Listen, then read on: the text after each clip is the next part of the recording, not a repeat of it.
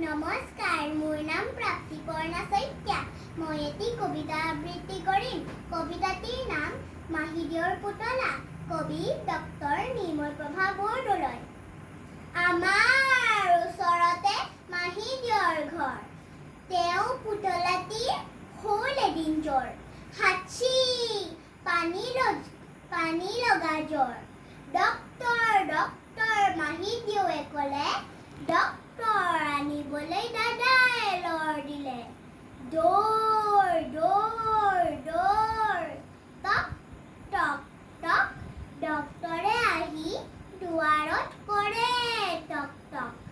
পুতলাই ভয়তে কপে ঠক ঠক। ডক্টৰে ক'লে, ভয় নাই, এই বুলি লাহেকৈ বেজী এটি দিলে। আইঐ, দৰৱ খালে, গাখীৰ খালে, জ্বৰ ভাল হ'ল। হাঁহি হাঁহি পুতলাই খেলিবলৈ গ'ল। ধন্যবাদ।